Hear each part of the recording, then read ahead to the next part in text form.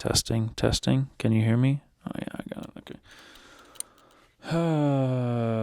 Okay. Just start tracking stuff. I track when I finish a tube of chapstick because I carry a tube of chapstick with me everywhere. So the last time I finished a tube was December 9th, 2024. I honestly think you should just start tracking random stuff in your life because it's just kind of interesting to see. March 12th, 2024, I finished a pen, and it was the same kind of pen. I like the tool pens from Office Max, Office Depot. It's really easy to fool ourselves about the things that we do and the habits that we have. But when we start to turn our attention to actually tracking it and writing it down, it kind of forces us to be more honest with like the reality of what we're doing or not doing or how often we're doing something. August 21st, 2024, I finished a new pen. Then I started a new one at that same time. And 2 months later, October 26th, I lost that pen. I don't know what happened to it, and it was really sad. So October 27th, I grieved for that pen. But I want to be clear that the way you track things honestly does not matter. I think there's a misconception with habit tracking that it has to be like, it has to have some system around it, and it certainly does not. And I'll give you the example of how I'm tracking things, and you can kind of make the decision for yourself. And I'll be honest, I have tried tracking before, and I always kind of failed at it and fell off of it.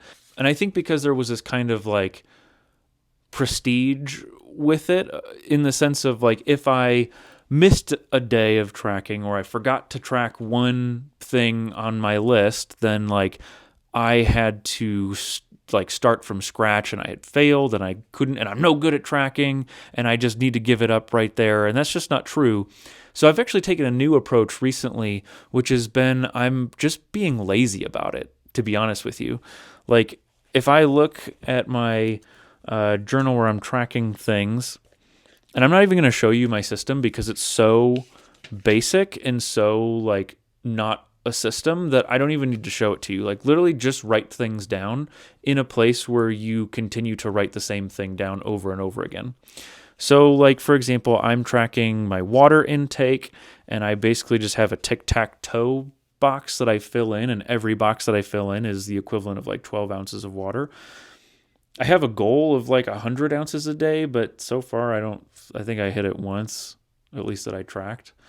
And I started tracking the times that I wake up, the times that I go to sleep, and I just write those down on the day. But like if I look, so today is January 27th, and the last time I tracked something was January 24th for sleep and for water. And for food, I started tracking my food. I started tracking my weight. I didn't track today's weight or the day before that, so I'll get that tomorrow. I started tracking my food intake, so I just write down a list of everything that I eat that day. I don't include water in that because I have it separate, but I do include like if I have a coffee, which I have coffee in the morning, so I'll write how many cups of coffee because that just kind of works differently than water in my mind. And so again, the last time I tracked food was a couple of days ago, but I started again this morning. And my workouts, which I only started today. And so I think like being lazy about it is not necessarily like just kind of not having it as a priority. Like I try to get to it every day, but if I don't, oh well, I'll get to it the next day. And then when I sit down like today, I didn't bother trying to remember what I did yesterday or the day before. I just moved on and just started with today. So give yourself like a lazy system. Give yourself the permission to like just do it as it comes. Because kind of in the same vein as the video where I talked about productivity systems, the way in which you're going to track things will reveal itself to you and will become clear of how you need to go about it, like how you need to write it, how you need to keep it, and what you want to do with that information once you start doing it.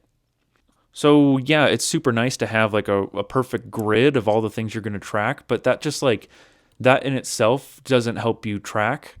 Actually doing the tracking is what's going to get you to make a system that works better.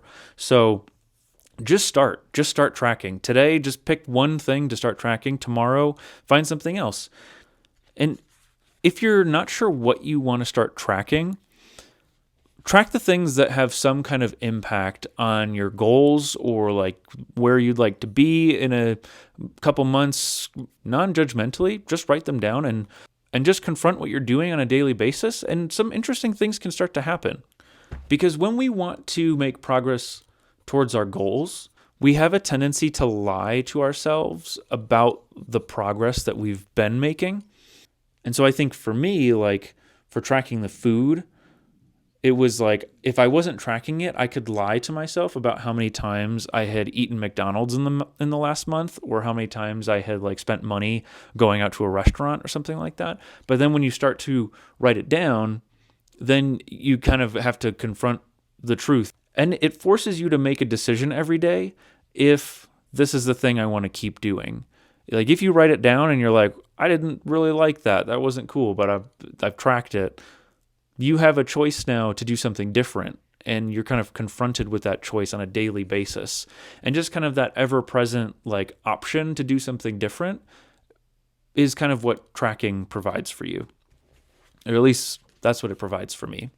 And I think too, the opposite thing can happen where if you're starting to track things and you realize I don't want the outcome of those things, or I don't really care about this aspect of what I'm tracking, then like stop tracking it. And that's obviously something you don't need to keep doing. And maybe that habit's not something that you want to address necessarily, but it is something that, you at least brought attention to and critically evaluated if you wanted to keep it in your life. And I think my final recommendation with tracking is that you should probably make it fun for yourself. Hi, baby. How are you? Yes, you're a good kitty. Did you want to say hello to all the people?